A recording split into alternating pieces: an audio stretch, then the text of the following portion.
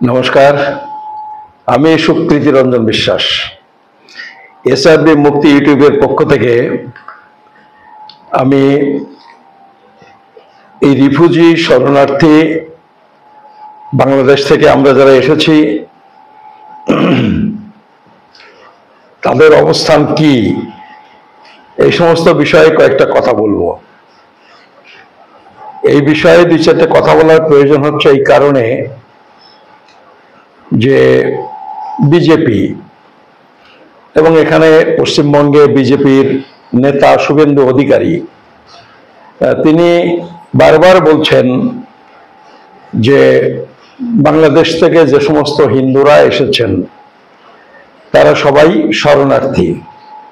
ফলে শরণার্থী যারা, অর্থাৎ হিন্দুদের কোনো ভয় নেই, তারা সিএতে নাগরিকত্ব পাবেন বা এরকম কথা তিনি বলছেন। এই জন্যে আমাদের দেশে এই সম্পর্কে কি নিয়ম কানুন, আইন, নেতাদের এইসব বক্তব্য এবং আমাদের সঠিক অবস্থান কি, মানে উদ্বাস্তুদের সঠিক অবস্থান কি, এইটা নিয়ে দুই চারটে কথা আজকে আপনাদের বলবো। দেখুন, এই যে উদ্বাস্তু শরণার্থী, এইসব প্রশ্নে একটা আন্তর্জাতিক নিয়ম আছে। সেই আন্তর্জাতিক নিয়মটা হলো 1951 সালে জাতিসংঘে একটা কনভেনশন হয় এবং সেখানে যে সমস্ত সিদ্ধান্ত গৃহীত হয় আন্তর্জাতিক স্তরেই এই সিদ্ধান্ত হয়, যেটা এই কনভেনশনে যারা হাজির ছিলেন, এই কনভেনশনের সিদ্ধান্তে যারা স্বাক্ষর করেছিলেন তাদের ক্ষেত্রে তাদের ক্ষেত্রে এটা, ওই সিদ্ধান্তগুলো বাধ্যতামূলক। এটাকে বলে জাতিসংঘের 1951 সালের কনভেনশন। আবার আরো কিছু পরে তাতে কিছু পরিমার্জন হয়, পরিবর্তন হয়, কিছু পরিবর্তন হয়েছিল। এই জাতিসংঘের তত্ত্বাবধানে এটা হয়েছিল, পৃথিবীর বিভিন্ন দেশ তাতে অংশগ্রহণ করেছিলেন এবং এই যেটা হয়েছিল এটা 1967 সালে হয়েছিল। এই 67 সালে যেটা হয় এটাকে বলে জাতিসংঘের প্রোটোকল, জাতিসংঘের রিফিউজি সম্পর্কীয় প্রোটোকল। এই দুটোর ভিত্তিতে সারা পৃথিবীতে যে সমস্ত উদ্বাস্তু শরণার্থী তাদের সম্পর্কে সিদ্ধান্ত নেওয়া হয়ে থাকে। আমাদের ভারতের অবস্থান হলো, ভারত এই যে কনভেনশন, জাতিসংঘের রিফিউজি সম্পর্কীয় কনভেনশন বা জাতিসংঘের রিফিউজি সম্পর্কীয় যে প্রোটোকল, একটা 51 সালে, একটা 67 সালে, এর কোনোটাতেই ভারত স্বাক্ষর করেনি। এই যে রিফিউজি সম্পর্কীয় যে ঘোষণা, এই ঘোষণায় ভারত সরকার স্বাক্ষর করেনি, যে কারণে ওই যে কনভেনশনের সিদ্ধান্ত, প্রোটোকল, এইগুলো আমাদের ভারত সরকারের ক্ষেত্রে বাধ্যতামূলক নয়। এই ব্যাপারটা একটা মাথায় রাখতে হবে। কিন্তু তা সত্ত্বেও আমাদের দেশের সরকার সেই নেহেরু আমল থেকে তারা বরাবর রিফিউজি সম্পর্কে একটা নমনীয় মনোভাব, মানবাধিকারের জায়গা থেকে এই রিফিউজি সমস্যাটাকে দেখা, এইগুলো তারা করে। এবং আমাদের দেশের সংবিধানের মৌলিক অধ্যায়ে দুটো ধারা আছে, সেই ধারার সাথে সামঞ্জস্য রেখে এই রিফিউজি সম্পর্কে আমাদের ভারত সরকার সিদ্ধান্ত নিয়ে থাকে। যে কারণে আমাদের দেশে বিভিন্ন সময়ে পৃথিবীর নানা দেশ থেকে যে সমস্ত শরণার্থী রিফিউজিরা এসেছেন তাদের ভারত সরকার আশ্রয় দেয়, তাদের তাড়িয়ে দেয় না, তাদের প্রতি মানবিক দৃষ্টিভঙ্গি নিয়েই সরকার বরাবর চলেছে। এইটা হচ্ছে আমাদের ভারতের অবস্থান। রিফিউজি বিষয়ে গোটা পৃথিবীর যে রিফিউজিদের যে সমস্যা, তাদের সুযোগ সুবিধা, নানা দিক, সেইগুলো নিয়ে দেখাশোনা করার জন্য জাতিসংঘে একটা আলাদা দপ্তর আছে। সেই দপ্তরটাকে বলা হয়, সংক্ষেপে বলা হয় UNHCR। পুরো নামটা হলো United Nation High Commissioner for Refugees. United Nation High Commissioner for Refugees, এই দপ্তর, তার নাম এইটা UNHCR, এবং তার একটা অফিস আমাদের ভারতেও আছে, দিল্লিতে আছে। আমি প্রথম দিকে এই বিষয়টা 20-22 বছর আগে যখন কাজটা শুরু করি, তখন নানান অস্পষ্টতা ছিল। সেই কারণে আমি ওই অফিসে 2 দিন গেছিলাম, এবং তারপরে তারা আমাকে বলেছিলেন যে পাকিস্তান, বাংলাদেশ থেকে যে সমস্ত মানুষেরা আসেন, ভারত সরকার তাদের রিফিউজি বা উদ্বাস্তু হিসাবে স্বীকৃতি দেয় না, যে কারণে ওইখান থেকে আসা যে মানুষ, সেটা তত্ত্বাবধান, দেখাশুনো, তাদের সম্পর্কে সিদ্ধান্ত গ্রহণের কোনো ক্ষমতা এই UNHCR এর নেই। তারা এইটা পরিষ্কার বলেছিলেন। এবং আমিও আপনাদের বলছি, আপনারা যদি ভারত সরকারের বিভিন্ন কাগজপত্র দেখেন, তাহলে দেখবেন ভারত সরকার এই যে দেশভাগের পর যে সমস্ত মানুষেরা এসেছেন, এই সমস্ত মানুষদের ভারত সরকার বলেছে ডিসপ্লেসড পার্সন। তাদের রিফিউজি বা শরণার্থী এরকম কিচ্ছু বলেনি, বলেছে ডিসপ্লেসড পার্সন। কিন্তু তা সত্ত্বেও আপনারা জানেন যে সমস্ত মানুষ পাকিস্তান, পূর্ব পাকিস্তান এবং পশ্চিম পাকিস্তান থেকে যারা এসেছেন, 71 সালের পরের লোকজনকে ভারত সরকার সরকারিভাবে কোনো পুনর্বাসন দেয়নি। যদিও 71-এর আগে আসা কিছু মানুষ, তারা 71-এর পরেও পুনর্বাসন জমিজমা পেয়েছেন, কিন্তু তারা এসেছিলেন 71-এর আগে। তো এই যে সব মানুষজন এসেছেন, যাদের ভারত সরকার 2টো ভাগে ভাগ করে, একটাকে বলে ওল্ড মাইগ্রান্টস, আরেকটা বলে নিউ মাইগ্রান্টস। এবং এই যে সরকারি হিসেবে এই যে মাইগ্রান্টস যাদের বলছে, সে ডিসপ্লেসড পার্সন বলুন আর যাই বলুন, সেটা সরকারিভাবে গভর্নমেন্ট তাদের দায়িত্ব নেবার কথা ঘোষণা করেছিলেন 1971-এর আগে পর্যন্ত যারা এসেছে। কিন্তু তার মানে এই নয় 71-এর আগে যারা এসেছেন সবার দায়িত্ব সরকার নিয়েছে বা নেওয়ার প্রয়োজন হয়েছে, এমন নয়।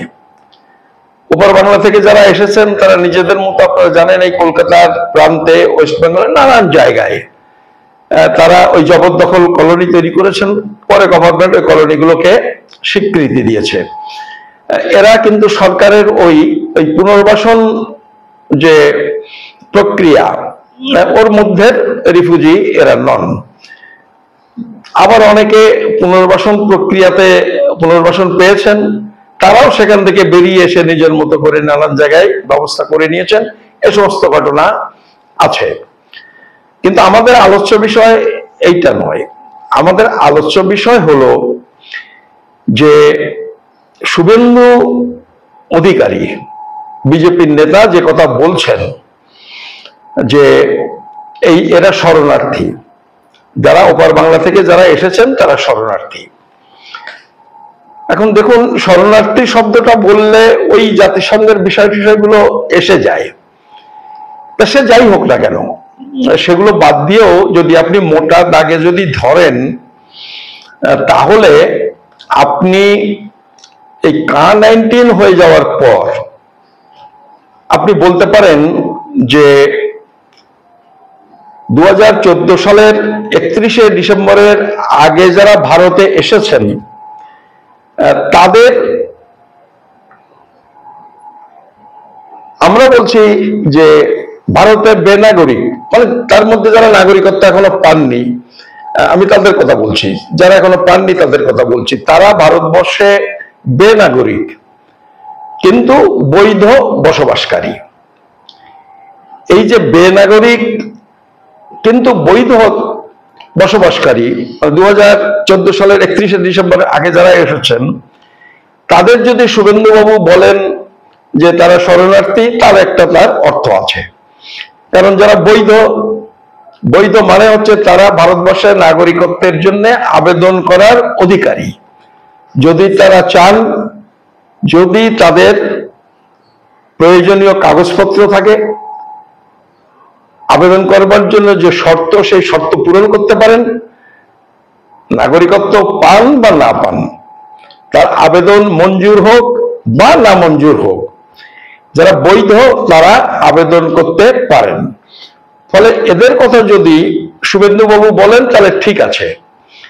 কিন্তু শুভেন্দুবাবু যেটা বলছেন যে হিন্দু হলেই আর কোনো বিপদ নেই, কোনো সমস্যা নেই, এই কথাটা কিন্তু আমাদের ভারতবর্ষের আইন অনুযায়ী সম্পূর্ণ বেঠিক। এটা উনি মানুষকে বিভ্রান্ত করছেন। এই যে বৈধ বসবাসকারী বেনাগরিক, তাদের বাদ দিয়ে 2015 সালের 1 জানুয়ারি থেকে আজকে পর্যন্ত বিনা পাসপোর্টে যে সমস্ত হিন্দু, বৌদ্ধ, খ্রিস্টান, জৈন, পার্সি, শিখ যারা এসেছেন, তারা কিন্তু একেবারেই শরণার্থী, উদ্বাস্তু, বৈধ বসবাসকারী এর কোনোটাই নন। তারা হচ্ছেন ভারতে অবৈধ অনুপ্রবেশকারী।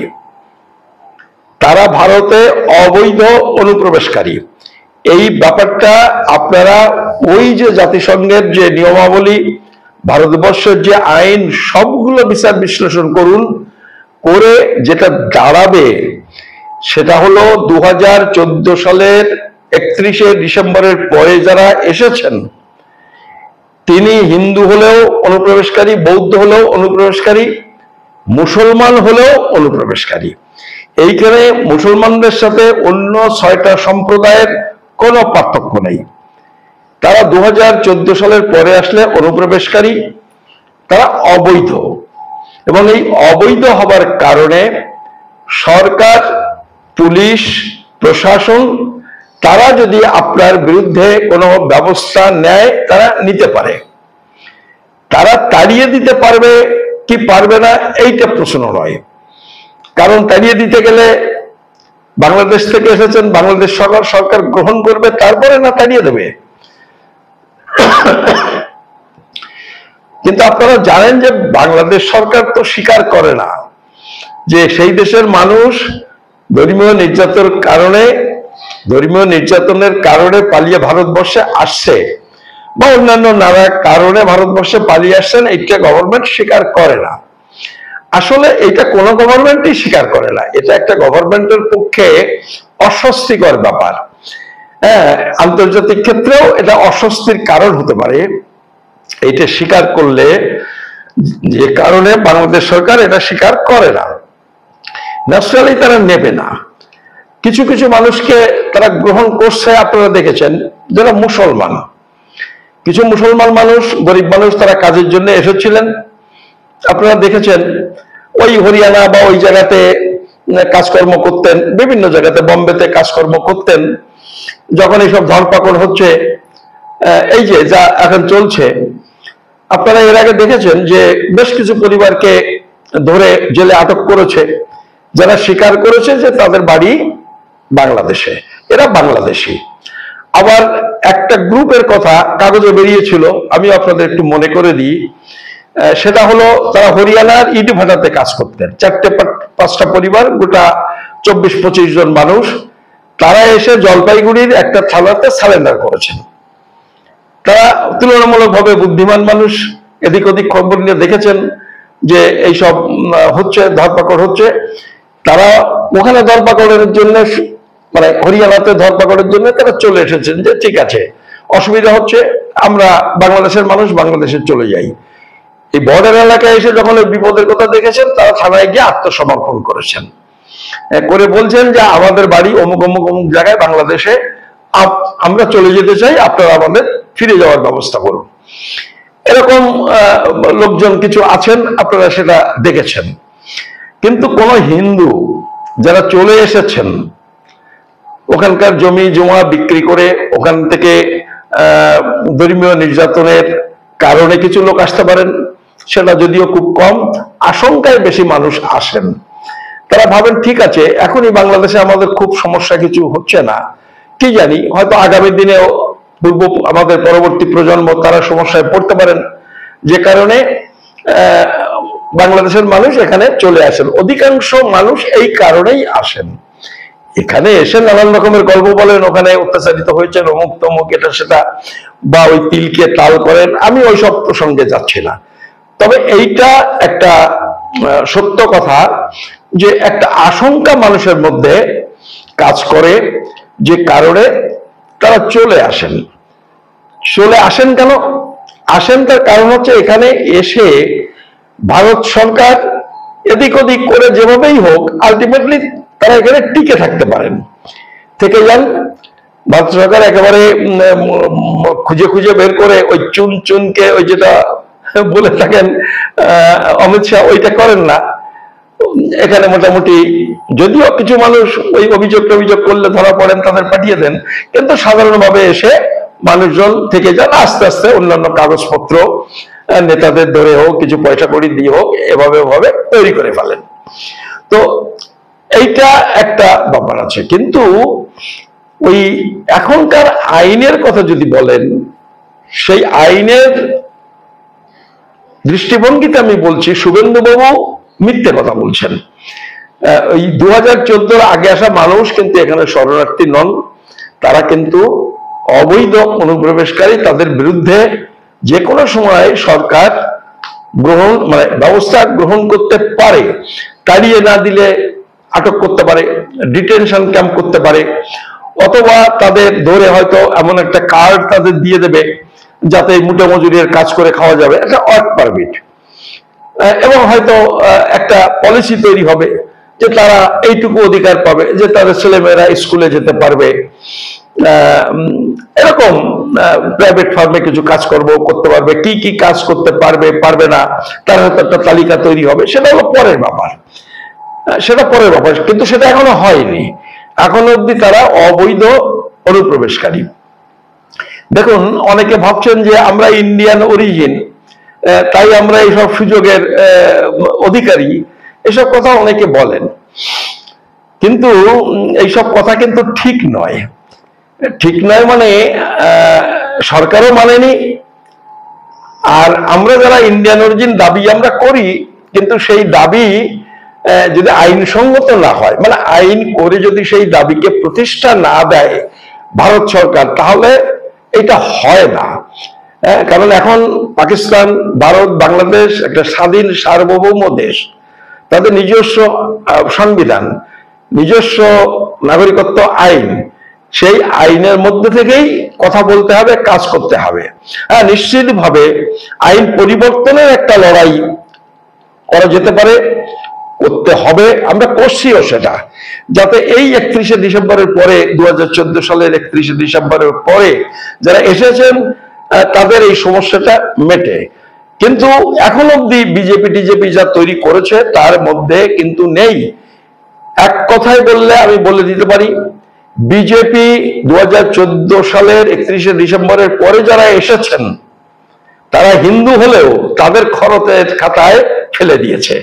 তাদের কিন্তু কোনো জায়গা দেওয়ার কোনো প্রভিশন তারা এখানে রাখেনি। এবং অবস্থাটা একটু বোঝার জন্য আপনাদের বলি, ধরুন শ্রীলঙ্কা, আজকে পর্যন্ত আপনি যদি খোঁজ নেন মানে খোঁজ নিতে তো বেশি দূর যেতে হবে না, আপনি নেটটা খুলে দেখবেন, যে কেউ নেটটা খুলে দেখতে পারবেন, এখন অব্দি ভারতে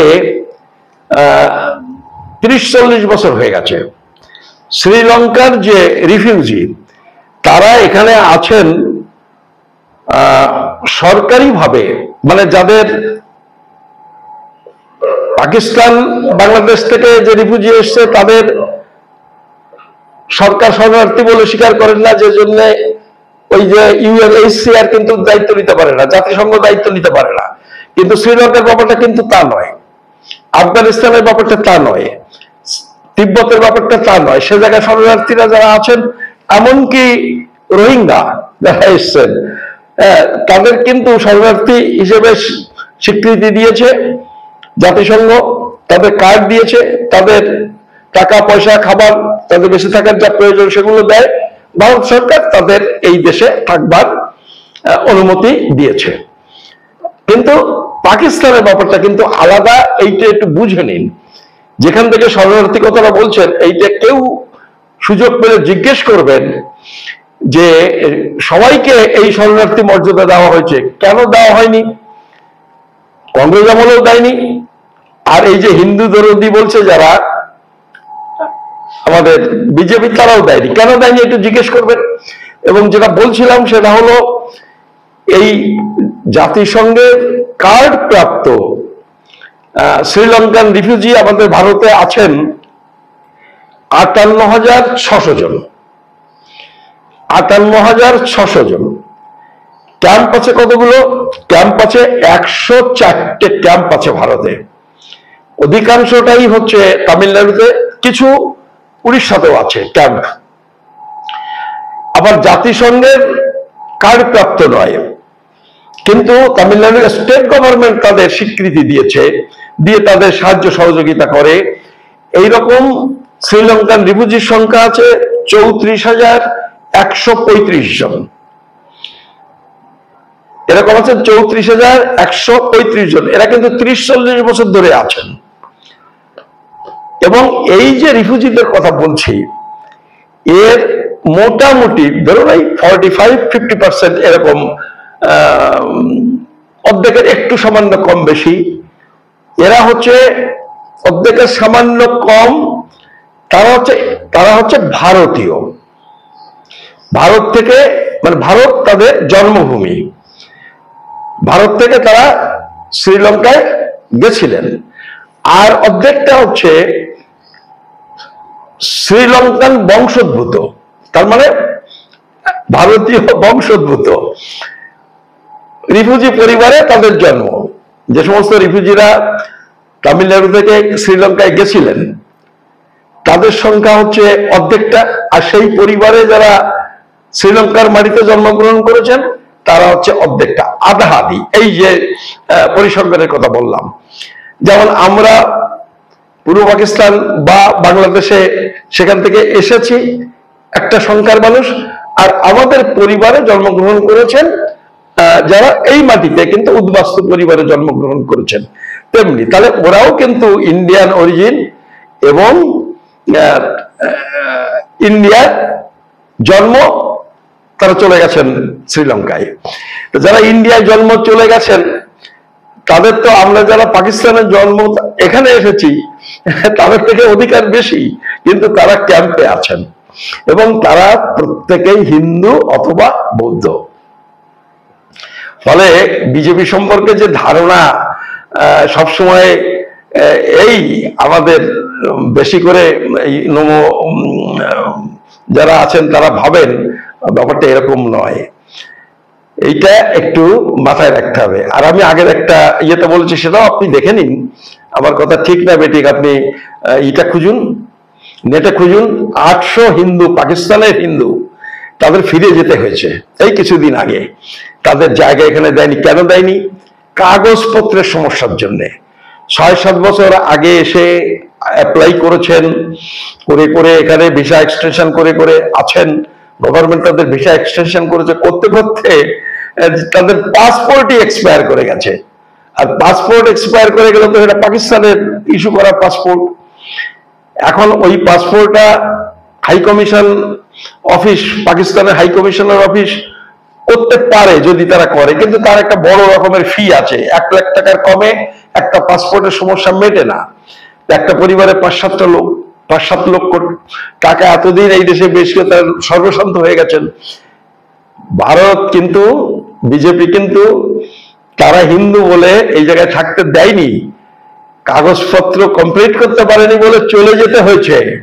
ফলে এই যে অমিত শাহ বলছেন, শুভেন্দু বলছেন, অসীম সরকার বলছেন, দুলাল বর বলছেন, আর ঠাকুরবাড়ির সুপুত্র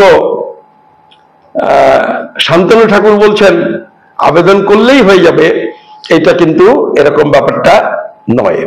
এইটা একটা বিষয় আপনারা একটু বুঝে নিন। আর আপনাদের আমি একটা কথা বলি, এই দেখলাম 2-1টা ইয়েতে যা বুঝেছি আমি, এখন এই দুলাল বরেরা এই যে ক্যাম্প করছে তাতে 2014 সালের আগে আসা হিন্দুদেরও অ্যাপ্লিকেশন করাচ্ছে। বলছে যে অ্যাপ্লিকেশন করুন, 5 বছর পরে আপনার 5 বছর থাকার বয়স হয়ে গেল, তারপরে আপনারটা হয়ে যাবে। দেখুন, এরকম যদি হয়ে যেত আমরা খুব খুশি হতাম, আমরা সরকারকে ধন্যবাদ দিতাম। কিন্তু সরকার এর কোনো প্রভিশন আইনে রাখেনি। ভবিষ্যতে কি হবে জানি না, আর ভবিষ্যতে কি হবে আমি জানি না, মানে দুলাল বড় জানে না। ভবিষ্যতে কে কোন গভর্নমেন্ট সরকারে গঠন করবে তা তো আমরা কেউই জানি না। ফলে এরকম একটা অবস্থায় আমরা আছি, যে কারণে আমি বলবো, আগের ভিডিওতেও বলেছি, যারা যেমন ভাবে আছেন তারা তেমন ভাবে থাকুন। ধরুন এই যে SIR যদি পশ্চিমবঙ্গে শুরু হয়, তখন একটা প্রশ্ন অনেকেই করছেন, আমরা কি করব, কি কাগজ দেব? দেখুন, যার যা আছে তাই দিয়ে ফর্ম ফিল আপ করে দেবেন। ফর্মটা যদি ফিল আপ না করেন তাহলে কিন্তু আপনি গোটা হিসেবেরই বাইরে পড়ে গেলেন, মানে বৈধ অবৈধেরও বাইরে পড়ে গেলেন। আপনার অস্তিত্বটাই কিন্তু আর ভারত সরকার স্বীকার করবে না। পরে আপনি এটা বলতে পারবেন না, বলতে গেলে বলবে আপনি ওই সময় ফর্ম ফিল আপ করেছিলেন। ফলে আপনার কোনো কাগজ থাকুক আর না থাকুক, আপনি এরকম হলে ফর্ম ফিল আপ করবেন, যেটুকু কাগজ আছে তাই দিয়ে ফর্ম ফিল আপ করবেন। তারপরে দেখা যাবে, সুপ্রিম কোর্টের মামলা চলছে, কি বলে দেখা যাক। আবার ওয়েস্ট বেঙ্গলে হওয়ার পরেও হয়তো আবার নতুন কেস হতে পারে, যখন বেশি মানুষের সমস্যা হবে দেখা যাবে তখন কি করে সুপ্রিম কোর্ট। আর যখন বেশি মানুষ এরকম ভাবে, আপনারা বাংলাদেশ থেকে এসছেন, তারা বিপদে পড়ে যাচ্ছেন, এমন দেখলে তো সব পার্টি মিলে একটা বড় আন্দোলন তৈরি করতে পারে, যেটা আমরা এতদিন করতে করতে পারিনি। হয়তো সেই সময় দেখা যাবে যে পার্টিগুলো আমাদের সাথে ঝাঁপিয়ে পড়লো, বা তারা ঝাঁপিয়ে পড়লেন, তাদের মতো আমরা তাদের পেছনে রইলাম। একটা কিছু ব্যবস্থা হয়তো শেষ পর্যন্ত হয়ে যেতে পারে, কিন্তু ফর্ম ফিল আপ না করলে কিন্তু এই বিপদ হবে। ওই যে বলছেন অনেকে বড় বড় লোক, তারা কোনো কাগজ দেখাবো না, খবরদার। এই সমস্ত দেখবেন ভিডিও টিডিও করেছেন, তারা বড় বড় মানুষ, তো এইসব খপ্পরে কিন্তু পড়বেন না। ফলে এই কথাগুলো আপনাদের বলবার জন্যে। আর কাগজ নেই মানে কি, কাগজ আপনাদের অনেকেরই থাকার কথা। প্রাইমারি স্কুলে পড়েছেন, কাগজটা নেননি, এরা কাগজটা নিন, কাগজটা জোগাড় করুন, এগুলো সব জোগাড় করে রাখুন। এক্ষুনি কিচ্ছু করার দরকার নেই, ফাইল করে রাখুন। এই কাজটা আপনাদের করতে হবে। আর একটা জিনিস বুঝে নিন, যাদের কাগজপত্র আছে, জন্ম, আমি আগে বলেছিলাম যুধিষ্ঠির হলে বাঁচবেন না, কিন্তু ওই হত ইতি গজ বাঁচবার জন্য এইটুকু মিথ্যে আপনাকে বলতে হবে। মানে আমার ধারণা, আমরা যারা ওপার বাংলা থেকে এসেছি তার অন্তত 70 ভাগ, আমি আবার প্রথম থেকে জানি 70-80 ভাগ মানুষ, তাদের বলতে হবে আমরা ভারতে জন্মগ্রহণ করেছি, এবং ভারতে জন্মগ্রহণ করার জন্য যে কাগজ, সেই কাগজ সাবমিট করতে হবে। এবং এইটাতে এই অন্তত 70 ভাগ মানুষ, আমার ধারণা, এই কাগজ সাবমিট করতে পারবেন। কারণ জন্ম সার্টিফিকেটের বিকল্প যে কাগজের কথা বলেছে স্বরাষ্ট্র দপ্তর বলেছে, এবং মানে আইনের নাগরিকত্ব ব্যাপারটা তো স্বরাষ্ট্র দপ্তরের, শরৎ দত্ত যেসব কাগজের কথা বলেছে, যারা 20-30 বছর আগে এসেছেন, মানে 2000 সালের আগে যারা এসেছেন, দেখবেন প্রায় প্রত্যেকের এই কাগজ হয়ে যাবে। কিন্তু তারা যদি বলেন আমার জন্ম যশোর, খুলনা, বরিশাল, তাহলে কিন্তু আপনি বিপদে পড়ে যাবেন, এই কথাটা কিন্তু মাথায় রাখুন। সেক্ষেত্রে যার এইসব অল্টারনেটিভ কাগজ আছে তাকে বলতে হবে যে তার জন্ম ভারতে। যার নেই, যে প্রমাণ করতে পারবে না, মানে যাতে এই বিকল্প কাগজ দিয়ে প্রমাণ করতে পারবে না, এইরকম 30% মানুষ হবে। সেই মানুষগুলিকে এইসব কাগজপত্র জোগাড় করতে হবে। বেশ কিছু মানুষ দেখবেন 10% লোকে এই কাগজপত্র জোগাড় করে ফেলতে পারবেন। এবং গভর্নমেন্ট যদি একটু লিনিয়েন্টলি নেয়, একটু সরল সোজা ভাবে যদি বিষয়টাকে নেয়, একটু সাপোর্টিং দৃষ্টিভঙ্গিতে যদি নেয়, যেভাবে সুপ্রিম কোর্ট বলছে যে মানে বাদ দেওয়ার জন্য না, অন্তর্ভুক্ত করার দৃষ্টিভঙ্গি নিন, এরকম যদি নেয় তাহলে বহু মানুষ পেয়ে যাবেন। তারপরেও একটা অংশ যারা অন্তত 20-25% লোক যারা একেবারে পরে এসেছেন, তাদের কোনো পথ নেই, এটা আমি জানি। এবং তাদের জন্য আমরা এই যে লড়াইটা করছি, এই যে লড়াইটা করছি, যাতে নতুন আইন প্রণয়ন, যারা ভারতবর্ষে বসবাস করে স্থায়ীভাবে, তাদের সবাইকে নাগরিক ঘোষণা করে একটা আইন পরিবর্তন, এই যে লড়াই আমরা লড়ছি, এইটা হয়ে গেলে এই যারা 20-25% তাদের সমস্যা মিটবে। এবং এই যারা ওই হতইতি গজক হয়ে কোন রকমে টিকে রইলেন, তাদের রক্তটাও রেগুলারাইজ হয়ে যাবে। আজকের এই ভিডিওটাতে আপনাদের এইটুকু বলার ছিল। আপনাদের সবাইকে নমস্কার, ধন্যবাদ।